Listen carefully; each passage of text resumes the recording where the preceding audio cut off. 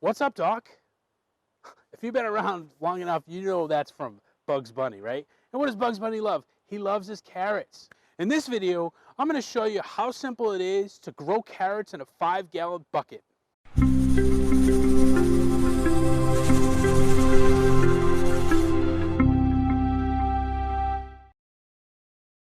Hi, this is Jeremy Starke here from Green Thumb Gardener, here to give you some tips, tutorials, and reviews for all your gardening needs.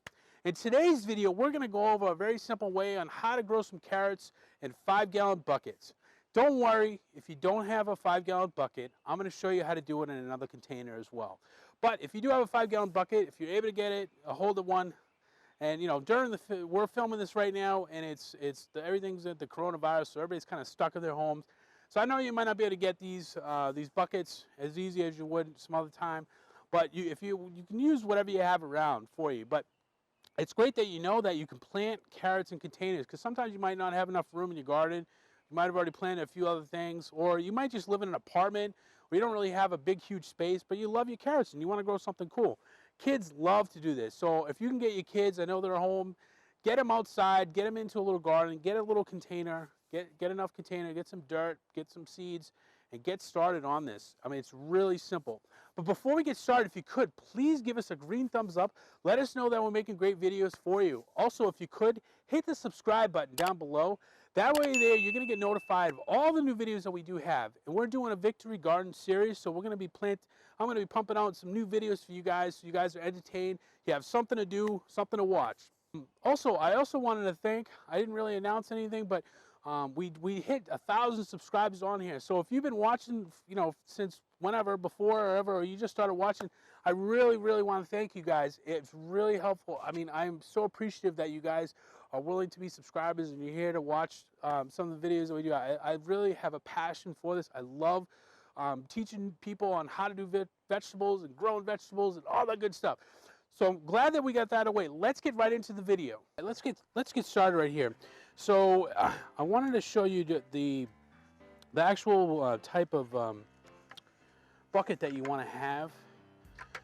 You want to make sure that you're using a 5-gallon bucket that is going to have that it's food safe.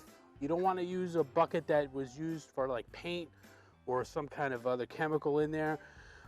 Because it's made out of different plastic and those things can leach into the soil. So you want to have a bucket that's been used for food. So usually you can find these in the bakery. They'll have it full of cream or some kind of flour or something, or some kind of mix. This one happens to be sauerkraut. I think I got this at the deli or something. But you'll also notice on the bottom of it, it will have HDPE, and then it'll have the number 2 after it. That's basically means that it's safe for any kind of food. So get yourself a bucket. If you can't find these buckets, you know, I'm actually doing it in this as well. You just need a container that's at least 15 inches tall. You want it to at least be 15 inches because the carrots roots do go down far. So you want to make sure you have enough room in there for the carrots to grow properly. But if you're using one of these are the 5-gallon buckets, what you want to do is you want to drill some holes. So I would say a 1/4-inch hole is enough. I drill one in the middle, and then I would do like 5 all around this. You want it to be able to drain. You don't want these to fill up with water, otherwise it's going to rot the roots there when it does rain out, or if you have too much water.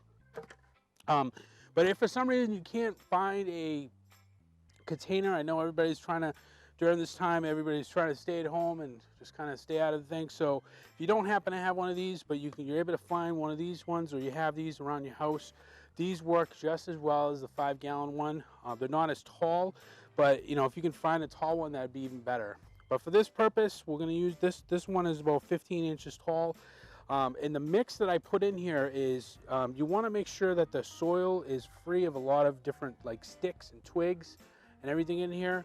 This one is pretty good. It's got a little bit on the top, but the bottom of it is pretty good. But what I mix this with is mostly peat moss, and then I strained it through the other thing. I'm not going to show you that whole entire process of straining it, but I do have a video if you really want to see me straining it, and I actually use I get pretty ingenious and use some kids tools in there. But For this purpose, you know, get it so that it doesn't have a lot of big chunks of anything in there, because you want it to be able to, when the roots grow down, the carrots grow down, you want it to not be impeded. Otherwise, you're going to have some funky carrots. But I use a little bit of peat. I use about a third of peat moss, and I would say a third to almost half is going to be compost. And that could be a blend of just cow manure, chicken manure, whatever they have in the store for a compost, organic compost. I'm going to also add some leaves at the bottom of it as well to kind of help it fill up a little bit. And then I also add in some perlite, which is those little white little things, and also vermiculite, which is kind of like crushed, like silty, kind of like a sand almost. The other thing you can add in here is some sand. You can put a good blend of sand in here. I don't usually use it for mine, but I know other folks that do it in containers, they will use the sand as well, and that works pretty good. So with the carrots, the seeds are really very, very small. You can get the type of carrots that you can use are ones that maybe the little stubbier ones that are they don't get as big. I wouldn't go for the really huge carrots that grow, you know, like 12 inches, because it's not going to have enough room to grow in there. So the medium-sized carrots are going to be good, as long as you're okay with, you know, not growing like, you know, anything that's about a foot long carrots. You know, the container is going to work for it. What you do is, after you get your soil nice and mixed up, you want to make sure that it's nice and loose in there, because you want the carrot to be able to grow down and not be impeded by anything. So you don't want the dirt to be your soil to be too compact in here. And the good thing about having a container is that you don't have to worry about that too much, because, you know, you have control of it when you put it together. But you want to have all your soil in here. And then what I like to do is the carrot seeds are really small. So I kind of go heavy on it. I know some people, they try to meticulously put it in, and they have this grid, and that works great, and you will reserve some seeds. But if you don't mind spreading them around, I just try to get as even as possible on here. And then what I do is I take the vermiculite and then I sift it onto the top of it, or you can just use your regular peat moss, as long as it doesn't have a lot of sticks or anything on it. And you can just kind of cover the top just a very little bit with it. And then you want to make sure that you do water it really good, and you want to make sure that it doesn't dry out. So the location of the carrot plants you want to have it in direct sun. It does do very well in full sun, so you don't want to have it in a shady spot, otherwise it's not going to grow as large. But if you have it in a good spot and it gets plenty of sun, you want to make sure that you don't let it dry out when it's starting to sprout. Otherwise, it's just going to take longer. It's not going to grow, and you know, some of them might die. So each day, I would go in and make sure the very top of the container is nice and watered down, so the soil doesn't actually dry out. Then what's going to happen is, once these all grow, you're going to see like carrots everywhere. I mean, they're going to be little sprouts of them everywhere. So you're going to have to do what they call thinning your carrots. And I'll post a video. I've already done a tutorial on what you need to do, the best way to thin those out. Give you a couple different tips on how to do that. But once they start growing, you're gonna want to thin them out, because you don't want, you know, all the clumps of carrots together. You want to have them to have some space so that they're able to grow properly. And then once they do sprout a little bit and they start getting a little bit bigger, what you want to do is do a nice liquid fertilizer that has some, you know, it's heavy in the nitrogen in there. In the beginning of carrots, when they're growing, you want to make sure that you want to get some good leafy greens in there, because the more leaves and the bigger the greens are, the better the roots are going to be. That's for basically any type of root vegetable. Once they start sprouting and you thin them out, give it a nice good fertilizer, a liquid fertilizer. Make sure that it's evenly covered with it, and you're gonna start growing. You're gonna see beautiful, beautiful greeny carrots in here. Carrots do take roughly about 6 to 7 weeks, maybe a little bit longer, a little bit less, to grow for you to actually harvest them. So it's gonna take at least, you know, probably a month and a half. As long as you're fertilizing it and you have good soil in here and sun, you'll be able to start enjoying carrots from that.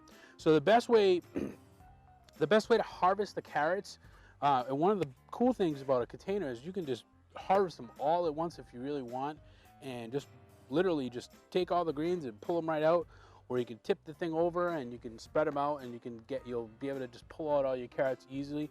But if you don't use carrots all the time, what I suggest is to grab them as you go. So, you know, maybe start with one section of it and try to get, you know, that without disturbing the other carrots in there. And that way there you'll be able to eat it, you know, it'll be fresh, and you'll be able to still have the other carrots growing in there for that.